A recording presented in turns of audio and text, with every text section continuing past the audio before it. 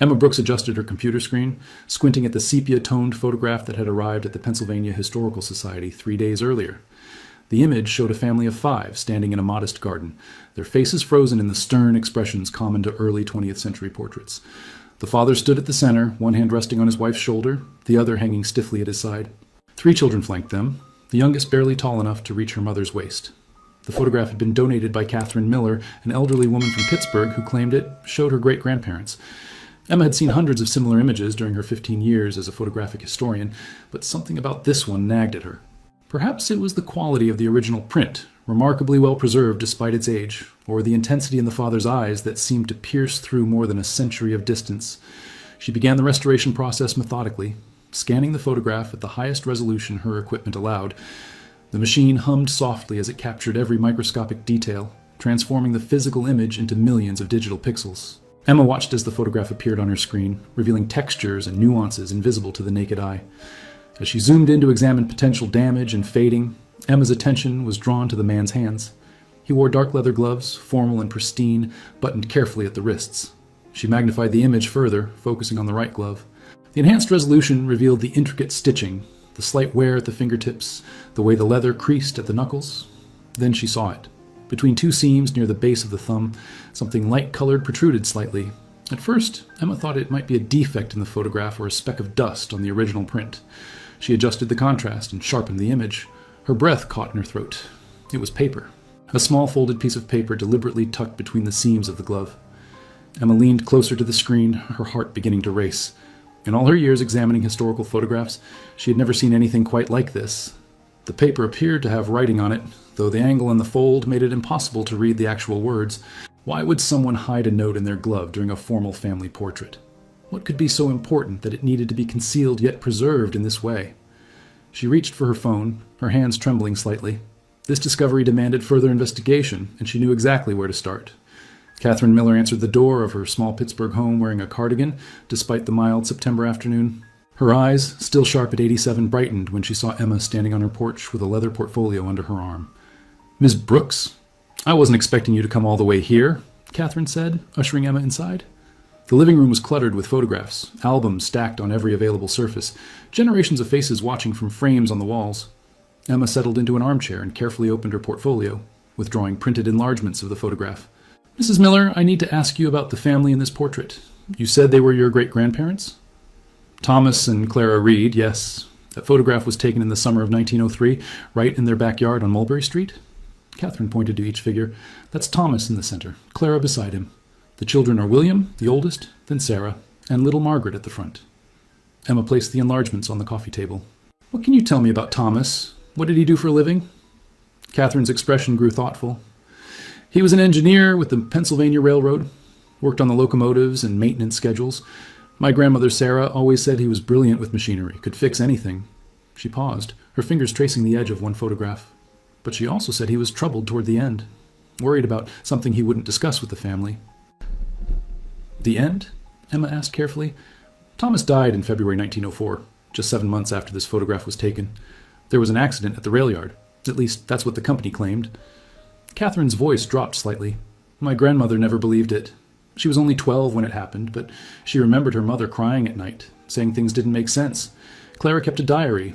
I have it somewhere in the attic if you're interested." Emma felt her pulse quicken. "I'm very interested, Mrs. Miller. But first, I need to show you something I discovered during the restoration." She pointed to the enhanced image of Thomas's glove. "Do you see this? Right here between the seams?" Catherine leaned forward, squinting at the image. Her hand went to her mouth. "Is that paper?" "Yes, there's something written on it, but I can't make out the words from the photograph alone. Did your grandmother ever mention Thomas hiding anything? Any family stories about secrets or documents?" Catherine sat back heavily in her chair, her face pale. "There was always something. A mystery that haunted my grandmother her whole life. She said Thomas told Clara, the night before he died, that if anything happened to him, she should look at the photograph, their family photograph. Clara searched everywhere, behind the frame and the backing, but never found anything. Because, Emma said softly, no one thought to look inside the glove itself. The attic of Catherine's home smelled of old paper and cedar. Dust motes danced in the afternoon light, streaming through a small window as Emma and Catherine carefully sorted through boxes of family documents. Catherine moved slowly, her arthritic hands gentle with the fragile artifacts of her ancestors' lives. Here, Catherine said finally, lifting a small leather-bound book from a cardboard box. Clara's diary.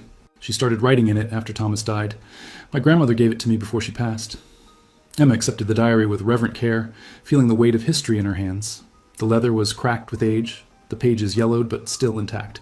She opened to the first entry, dated March 15th, 1904, just weeks after Thomas's death. Clara's handwriting was elegant but trembling. The ink faded to brown. Emma read aloud, "They tell me it was an accident. A coupling failure, they said, and Thomas was in the wrong place. But I know my husband. He was never careless. He was afraid these last months, though he tried to hide it from the children. At night, he would wake from nightmares, muttering about numbers and dates that made no sense to me." Emma turned the pages carefully, scanning entry after entry. Clara wrote about her grief, her struggles to support 3 children alone, her suspicions about the railroad company. Then, dated August 2nd, 1904, Emma found what she was looking for. "Listen to this," Emma said, her voice tight with excitement. Clara writes, "I found Thomas's words in my memory today. The night before he died, he held my hands and said, 'Remember the garden photograph, Clara. Remember where I'm looking. If they come for me, you'll know I was right.' I asked what he meant, but he only kissed my forehead and said the truth was in plain sight." Catherine's eyes were wet. She never understood what he meant. "But we might," Emma said. She pulled out her laptop and opened the high-resolution scan of the photograph. "Look at Thomas's eyes. Where is he looking?" They both leaned over the screen. Unlike the rest of his family, who stared dutifully at the camera, Thomas's gaze was directed slightly downward and to the left. His expression, which Emma had initially read as stern, now seemed deliberate and purposeful. "He's looking at his own hand," Catherine whispered. "At the glove." Emma nodded slowly. He was telling Clara where to find the truth. But she was looking for something behind the photograph, not in the photograph itself.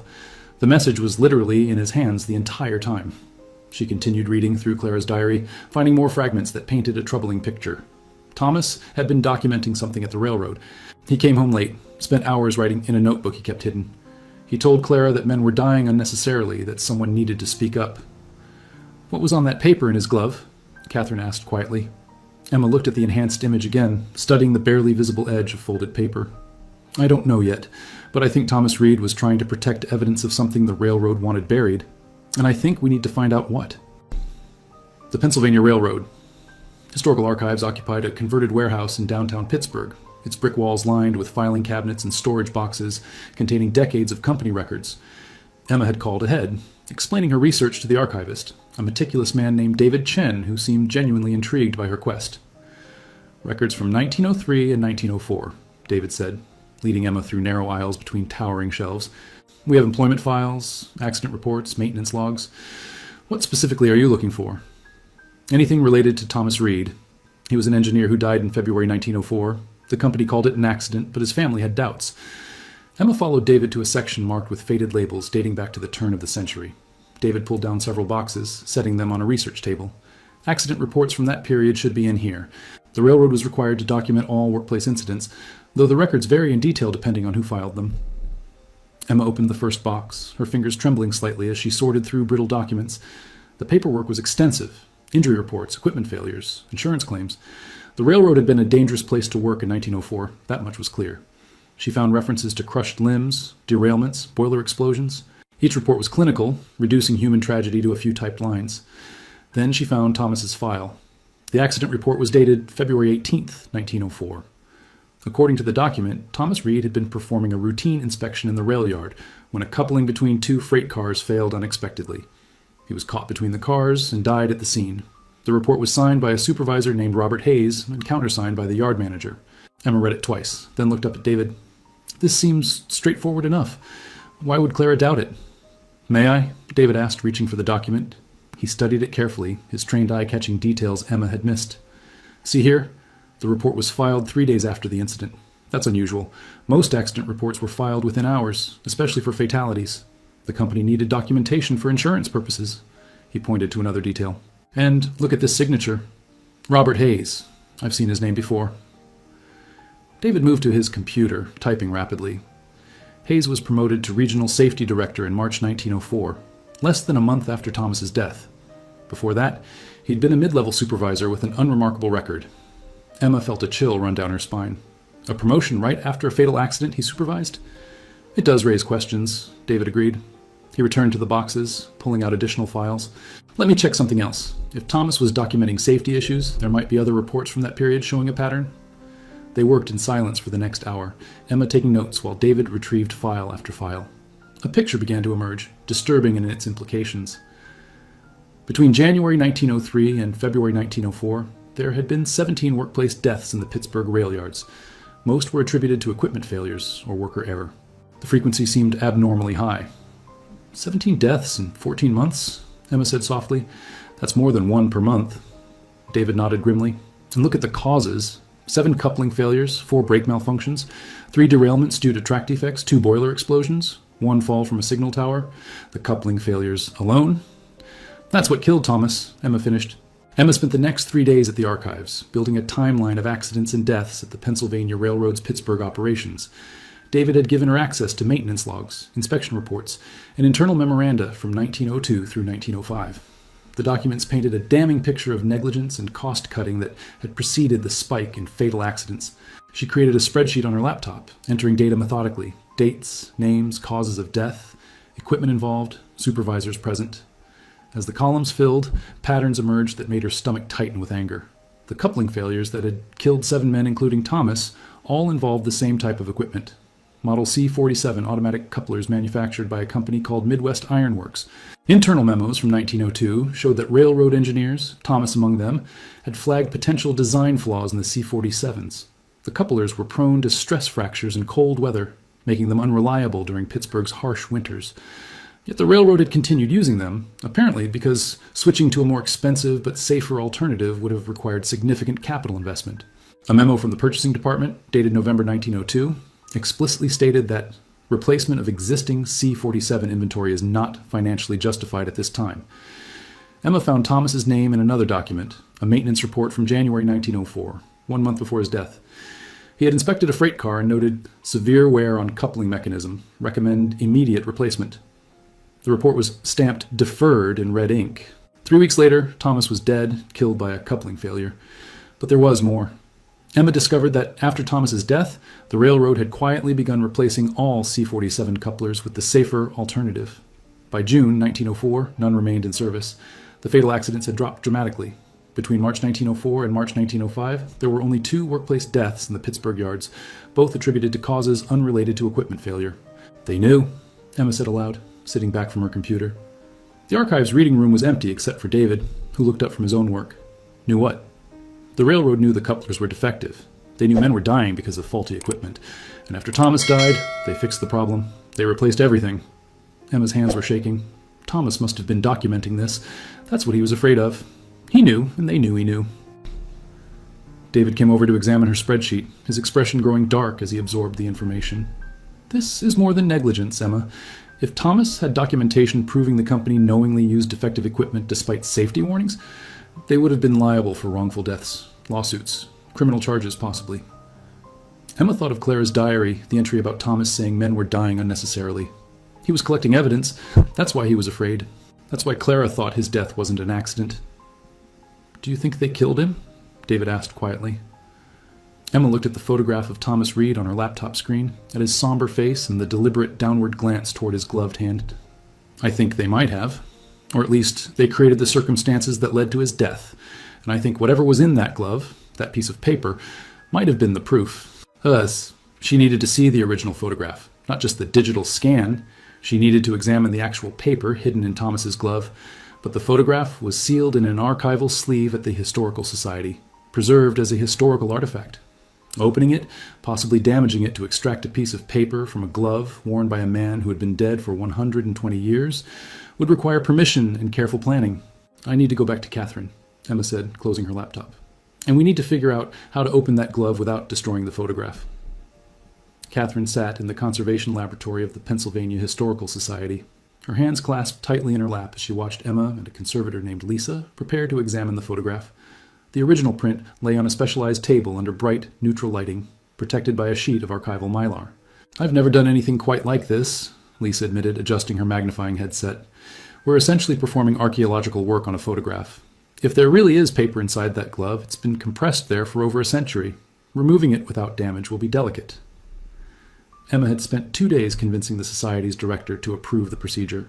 The photograph was technically Catherine's property, donated with the understanding that it would be preserved, but the potential historical significance of the hidden paper had finally persuaded him to allow the investigation.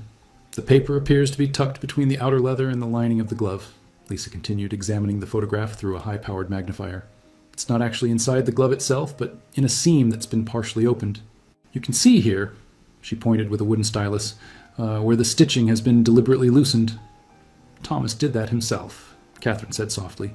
He opened his glove, put the paper inside, and then posed for the photograph, knowing it would be preserved. Lisa nodded.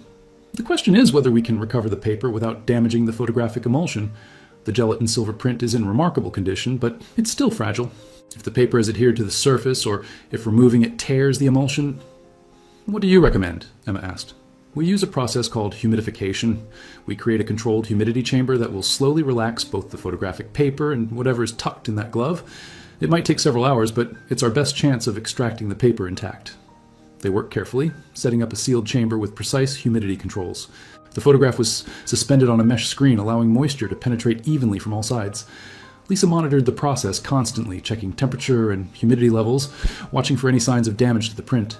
3 hours later, she examined the photograph again under magnification. It's working. I can see the paper separating slightly from the glove. Give it another hour. Catherine had brought sandwiches, though no one felt much like eating. They sat in the laboratory's small break room, drinking coffee and talking about Thomas and Clara, about the children who grew up without their father, about the secrets that had remained hidden for so long. My grandmother Sarah carried the weight of this her whole life, Catherine said. She never stopped believing that something terrible had happened to her father. She died in 1989, 35 years ago, still not knowing the truth. I wish she could have lived to see this. Emma reached across the table and squeezed Catherine's hand. She'd be proud that you didn't give up, that you preserved these documents and photographs. Without that, we'd never know what Thomas tried to tell us. When Lisa finally called them back to the laboratory, the photograph had been removed from the humidity chamber and placed back on the examination table. Using tweezers and a specialized tool that looked like a tiny dental pick, she carefully teased at the edge of the paper visible in the glove's seam. Emma held her breath as Lisa worked, each movement precise and controlled. Slowly, infinitesimally, the paper began to emerge. It was folded tightly, compressed by time and pressure into a small, hard rectangle no larger than a postage stamp. Got it, Lisa whispered, lifting the paper free. She placed it on a glass plate and stepped back, exhaling deeply. That's the most stressful extraction I've ever performed. The paper sat on the glass, still folded, slightly discolored but intact. Emma could see writing on the exposed surface, faded but legible. Numbers and letters in Thomas's careful hand. Now we unfold it, Lisa said, very, very carefully. The paper, once fully unfolded, measured approximately 2 inches square. Thomas had written on both sides in pencil, the graphite faded but still readable under magnification. Emma, Catherine, and Lisa crowded around the examination table, their eyes fixed on the cramped handwriting that had been hidden for 120 years. The front side contained what appeared to be coordinates 40°6'3 and 79°58'47W. Below that, a date, January 15th, 1904, and beneath the date, a single word, evidence. The reverse side held more information, written in a smaller, more hurried script. East foundry wall, 12 feet from northeast corner, 18 inches below grade. May God protect my family if I fail. Emma felt tears prick her eyes. Thomas had known he was in danger. He had known that what he was doing might cost him his life, and he had hidden this information in the one place he trusted it would be preserved, in a family photograph that Clara would cherish and protect forever. Those coordinates, David said. He had been called in as soon as the paper was extracted. Let me check them. He typed rapidly on his laptop, then turned the screen to show them. That's a location in Pittsburgh, near the old Pennsylvania Railroad Foundry Complex. The buildings are mostly demolished now, but in 1904, that was where they manufactured and repaired equipment. The East Foundry Wall, Emma read again. He buried something there, the evidence he'd been collecting. Catherine's voice was barely a whisper. Can we find it? After all this time? Lisa carefully placed the unfolded paper in an archival sleeve, documenting it with photographs from every angle. This needs to be preserved properly, but yes, you have the information now. The question is whether anything remains at those coordinates after 120 years. Emma was already making plans, her mind racing. The foundry complex, what's there now? David pulled up property records and satellite imagery. Most of it was demolished in the 1970s when the railroad moved operations. The land is now a mixture of abandoned lots, a small industrial park, and a community garden. But look, he zoomed in on the satellite view. This section here shows what looks like a remaining foundation wall. It's overgrown and partially collapsed, but it's still there. The east wall, Emma breathed. It survived. The coordinates Thomas had written pointed to a spot that, according to modern mapping, was now part of an overgrown vacant lot adjacent to the community garden. The property was owned by the city, abandoned and forgotten, waiting for redevelopment that had never come. We need permission to excavate, Emma said, and we need to do this properly, document everything. If there's evidence buried there, documents, photographs, whatever Thomas hid, it needs to be handled as a historical find. Catherine stood up, her aged frame suddenly animated with purpose. How long will that take? The permissions? The planning? Usually weeks or months, David admitted. We'd need to apply to the city, get approval from the Historical Society, possibly involve law enforcement if we're uncovering evidence of a crime. Thomas waited 120 years, Catherine interrupted, her voice firm. But I'm 87 years old. I don't have months or years. I need to know what my great-grandfather died protecting. I need to know the truth he never got to tell. Emma looked at the elderly woman, seeing the determination in her eyes that must have burned in Thomas's as well, the same stubborn courage that had driven him to risk everything for justice. Then we'll make it happen, Emma said, as quickly as we possibly can. 2 weeks later, Emma stood in the overgrown lot beside the remnants of the old foundry wall, watching as a small excavation team prepared their equipment. The process of getting permission had been accelerated by media interest. When the story of Thomas Reed and his hidden message broke in the Pittsburgh papers, public pressure had convinced city officials to fast-track the necessary approvals. Catherine sat in a folding chair nearby, wrapped in a blanket against the cool October morning. News crews had gathered at the perimeter of the site, cameras ready to document whatever was found. The story had captured imaginations. A railroad engineer's century-old secret, hidden in a family photograph, leading to buried evidence of corporate wrongdoing. The lead archaeologist, Dr. Sarah Chen from the University of Pittsburgh, approached Emma with a ground-penetrating radar unit. We've completed the initial scan. There's definitely something down there, approximately 18 inches below the current grade level, right where your coordinates indicated. It's metallic, probably a box or container of some kind. Emma's heart raced. How long until you can reach it?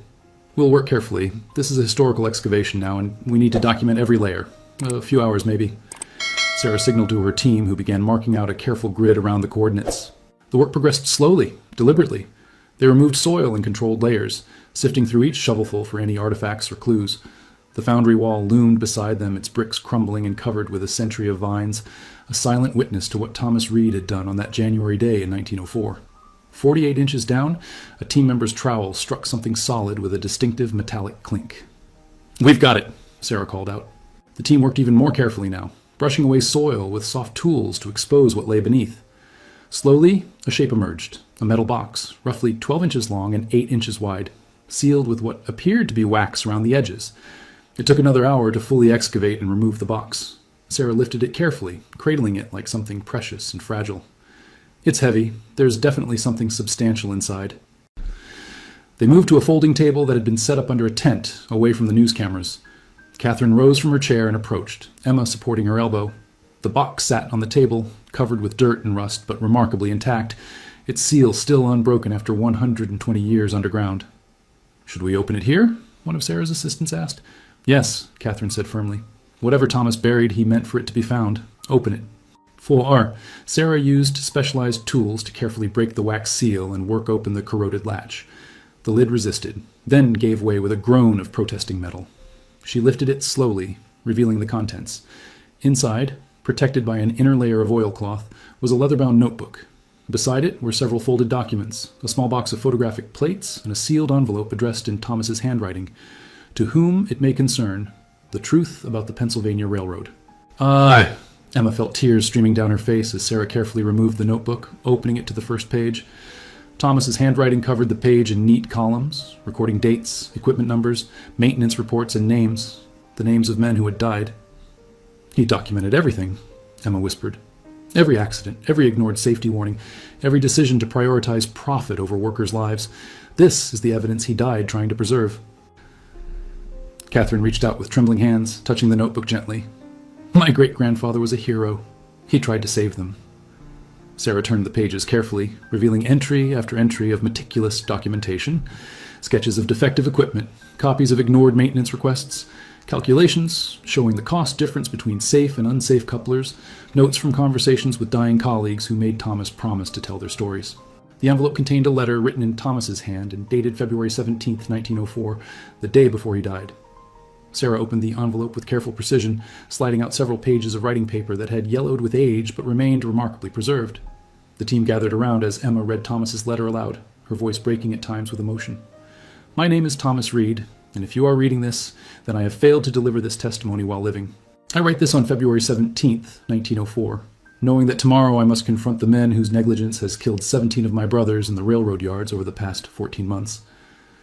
Emma paused, looking at Catherine, whose face was wet with tears. She continued reading. "I am an engineer with the Pennsylvania Railroad, and I have watched good men die because our company chose profit over safety. The coupling mechanisms manufactured by Midwest Iron Works are defective. We have known this since 1902, when the first stress fractures appeared during cold weather operations.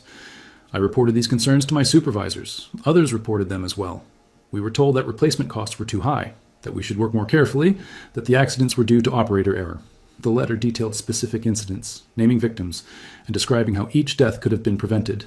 Thomas had kept careful records, documenting every warning that had been ignored, every maintenance request that had been denied, every conversation in which supervisors had dismissed safety concerns.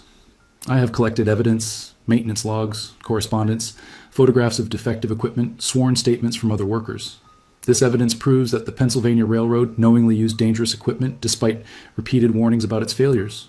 They valued the cost savings of not replacing the couplers more than they valued our lives. Thomas wrote about his family, about his fear of what speaking out might cost them. My wife, Clara, knows I am troubled, though I have not told her the details. I do this to protect her. If something happens to me, I pray she will be cared for. William, Sarah, and Margaret, my children, deserve to grow up knowing their father tried to do what was right." The letter concluded with specific accusations against 3 railroad executives by name, including the supervisor, Robert Hayes, who had signed Thomas's accident report and been promoted shortly after. Thomas identified them as having direct knowledge of the coupler defects and having made deliberate decisions to continue using them despite the risk to workers. "Tomorrow, I will present this evidence to the regional safety director and demand immediate action.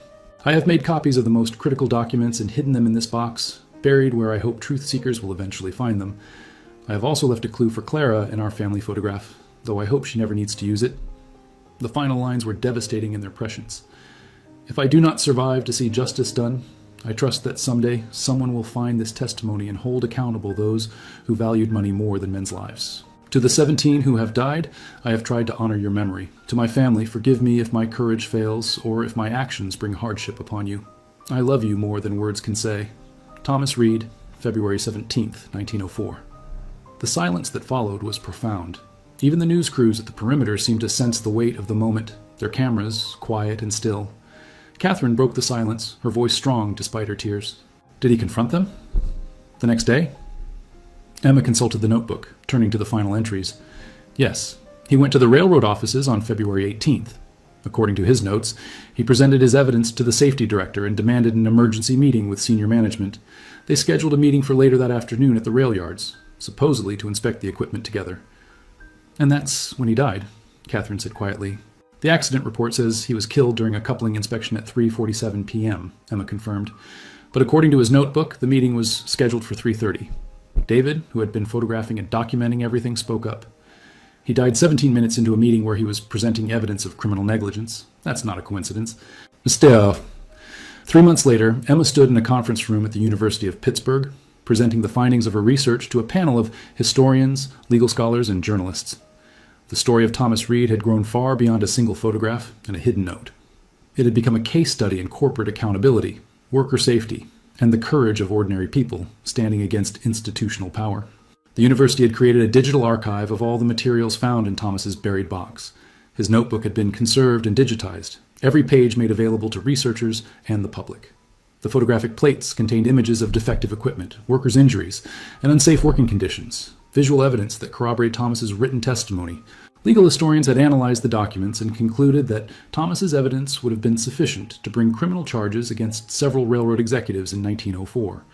The deliberate use of known defective equipment that resulted in worker deaths constituted, at minimum, criminal negligence and possibly manslaughter. What Thomas Reed documented Emma explained to the assembled panel, was not an isolated incident, but a systemic pattern of prioritizing profit over human life. His courage in collecting this evidence, knowing the personal risk involved, represents the best of labor activism during an era when workers had few legal protections. The story had prompted modern investigations as well. Historians had discovered that Robert Hayes, the supervisor who signed Thomas's accident report and was promoted shortly after, had received a substantial bonus in March 1904. The same month, the railroad began quietly replacing all the defective couplers. The paper trail suggested a cover-up that had succeeded for 120 years. Catherine attended the presentation, sitting in the front row with several of her own grandchildren.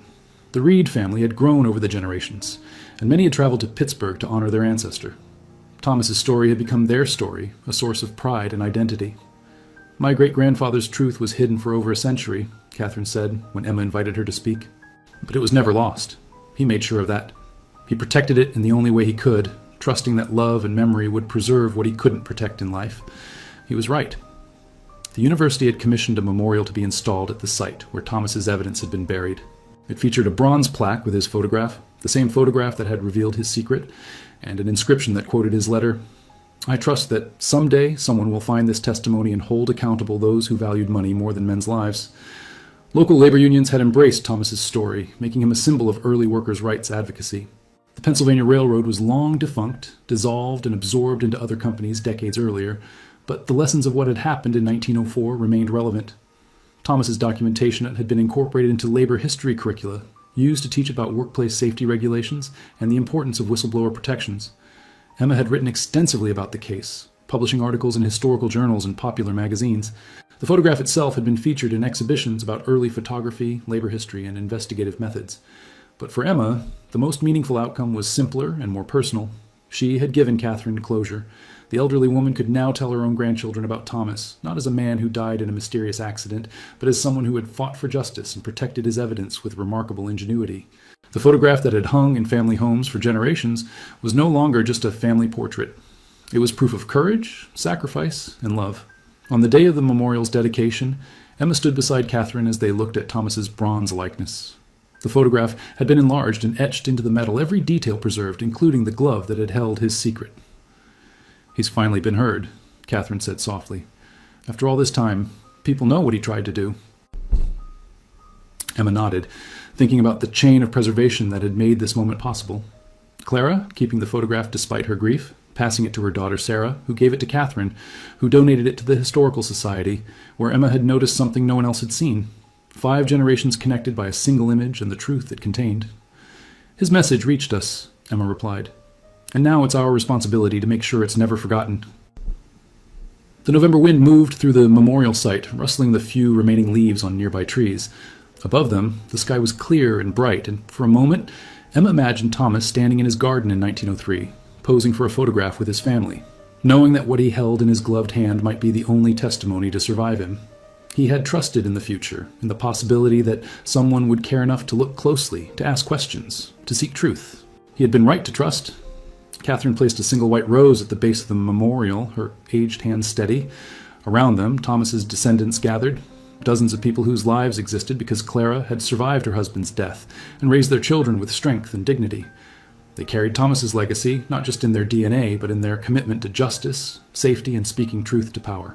Emma took a final photograph of the memorial, the bronze plaque gleaming in the afternoon sun. Thomas Reed's face, captured in 1903, looked out at the modern world he had never lived to see. A world where his story was finally known, where his courage was finally recognized, where his truth had finally been told.